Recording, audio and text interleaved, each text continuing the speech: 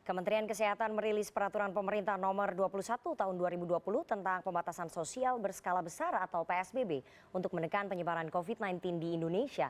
Masyarakat masih dapat melaksanakan kegiatan sehari-hari, namun kegiatan tertentu akan dibatasi.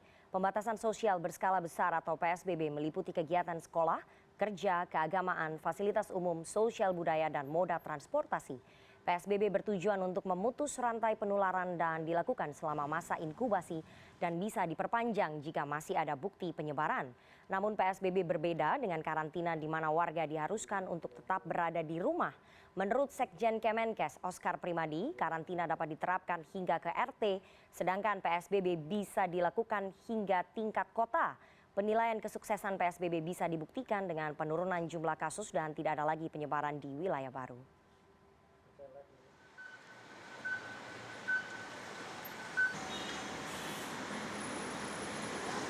Ada dua kriteria penetapan PSBB di suatu provinsi, kabupaten, kota, yaitu berkaitan dengan jumlah kasus dan atau jumlah kematian akibat penyakit meningkat dan menyebar secara signifikan dan cepat di beberapa wilayah, dan terdapat kaitan epidemiologis dengan kejadian serupa di wilayah atau negara lain. Kemudian penetapan PSBB di suatu wilayah ditetapkan oleh Menteri Kesehatan berdasarkan permohonan gubernur, bupati, wali kota, Ketua Pelaksana Gugus Tugas Percepatan Penanganan COVID-19 juga dapat mengusulkan kepada Menteri, dalamnya Menteri Kesehatan, untuk menetapkan PSBB di wilayah tertentu.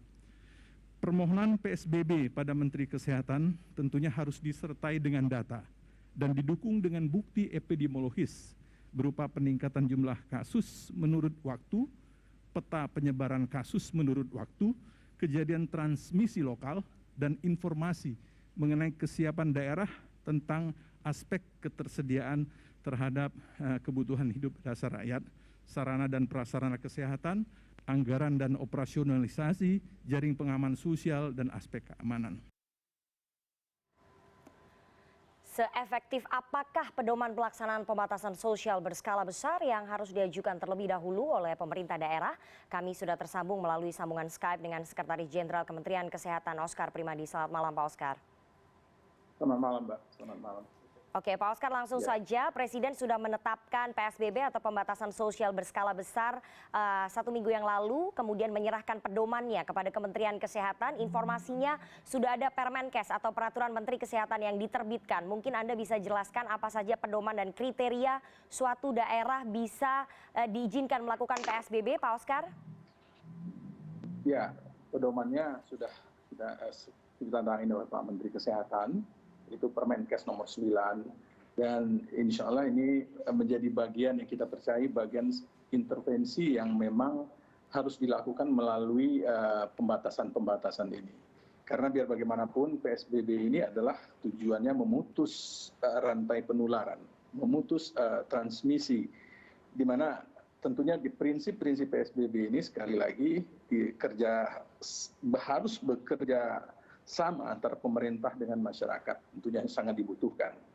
Nah, tentunya kalau berbicara kriteria-kriteria, tentunya ada kriteria-kriteria epidemiologis yang kita harus dapatkan sampai sejauh mana peningkatan kasus itu di satu daerah, apakah ada kenaikan yang signifikan. Makanya dari konteks ini kita membutuhkan data-data, kita membutuhkan semacam informasi yang kemudian akan kita putuskan bahwa ini secara signifikan sudah terjadi tren penaikan penularan yang memang harus dihentikan. Nah, kemudian juga ada kaitan dengan data-data yang berkaitan sosioekonomi dan seterusnya, kesiapan daerah dan seterusnya. Ini bagian-bagian yang memang menjadi penentu di dalam kita penetapan PSBB. Oke, Pak Oscar, skemanya itu bagaimana jika suatu daerah, semisal pemerintah provinsi atau pemerintah kabupaten kota ingin mengajukan kepada Kementerian Kesehatan? Yang kami dapatkan informasi ada 2 skema, mungkin Anda bisa jelaskan, Pak Oscar. Ya, yang pertama, kepala daerah, baik itu bupati, wali kota, maupun gubernur dapat memajukan langsung kepada Menteri Kesehatan. Tentunya sepengetahuan dan kami berkoordinasi dengan gugus tugas. Bisa juga kita melihat bahwa di satu daerah itu memang secara signifikan bisa diterapkan PSBB. Itu tentunya kita akan berkoordinasi dengan gugus tugas untuk itu. Dan penetapan ini sekali lagi berbasis kepada data-data yang memang harus kita lihat lebih komprehensif. Pak Oscar, daerah mana saja sebetulnya yang sudah mengajukan ke Kementerian Kesehatan untuk bisa melakukan PSBB? Ya, kita memang melihatnya dibutuhkan data. Yang kami kemarin sudah menerima surat dari DKI, tapi datanya belum lengkap dan ini harus dilengkapi dulu agar bisa kita tentukan.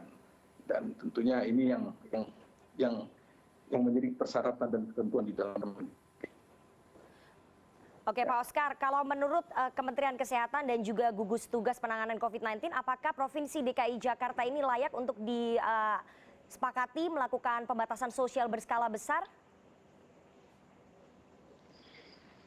Ya, kita akan lihat nanti datanya dan kita akan tentunya mematchingkan dengan data yang ada di kita. Nah, tentunya kalau data-data itu sudah dilengkapi, ya, persoalannya bukan persoalan epidemiologis, tetapi kesiapan daerah juga menjadi bagian yang harus kita perhatikan. Nah, ya. Pak Oscar, berapa lama sebetulnya waktu yang dibutuhkan bagi Kementerian Kesehatan dan juga gugus tugas untuk memutuskan suatu daerah bisa mendapatkan izin melakukan PSBB? Karena kan ini berpacu dengan waktu di mana untuk DKI Jakarta sendiri kasusnya yang positif cukup banyak begitu. Tidak lama Mbak, tidak lama. Di dalam Permenkes ini sudah jelas dikatakan ada time frame waktunya. 2 hari paling lama itu sudah keluar surat keputusan menterinya. 1 hari barangkali kita lihat, 1 hari kemudian kita bisa selesaikan. Jadi sekali lagi kita tidak menganut sesuatu yang menyulitkan. Ini adalah bagian kita menganut prinsip-prinsip responsif, tetapi juga tidak menafikan kaidah-kaidah di dalam penelaahannya. Jadi tentunya sekali lagi kita menerapkan prinsip-prinsip responsif yang cepat. Dan tentunya ada time frame di sini yang sudah dibatasi di dalam Permenkes ini. Pak Oscar, Pak Oscar, sebetulnya banyak yang bertanya PSBB atau pembatasan sosial berskala besar itu kan langkah konkretnya sebetulnya sudah dilakukan oleh beberapa pemerintah daerah seperti melakukan ataupun menghimbau agar beribadah di rumah, kemudian bekerja di rumah dan juga sekolah-sekolah diliburkan. Artinya nanti setelah disepakati suatu daerah melakukan ataupun diizinkan melakukan PSBB, pembatasan sosial berskala besar, protokol konkretnya itu seperti apa? Apa yang boleh dan tidak boleh dilakukan oleh pemerintah daerah? Pak Oscar. Iya, PSBB itu kan intinya ya memang sebenarnya sudah dilakukan ya. Tetapi dia ini karena ada pengawasan, ada pengendalian. Jadi dari sisi itu tentunya lebih ketat dari social distancing ya karena ada aturan-aturan, ada yang boleh, ada yang tidak boleh di dalam Permenkes ini. Nah, untuk kaitan dengan bagaimana ini bisa diterapkan tentunya ada protokol-protokolnya. Protokol-protokol ini sekali lagi memang kalau misalnya protokol sekolah ya pihak kementerian lembaga yang berkenaan dengan pengaturan sekolah di BUD ini bisa membuat protokolnya. Untuk moda transportasi di Kementerian Perhubungan bisa membuat protokolnya dan seterusnya. Dan ini kita sudah bisa kerjasamakan karena di dalam tim itu nanti juga ada unsur-unsur dari kementerian lembaga yang tadi yang saya sebutkan. Ya, Pak Oscar, Anda tadi mengatakan akan lebih ketat dari sebelumnya. Apakah ada penegakan hukum yang akan dimasukkan di situ? Ya, ketat ini bukan berarti semuanya artinya masih bisa dilakukan. Ini bukan ini pembatasan. Sekali lagi saya katakan pembatasan. Semua berjalan normal seperti biasa, tetapi ada yang kita pantau dari sisi pengendaliannya.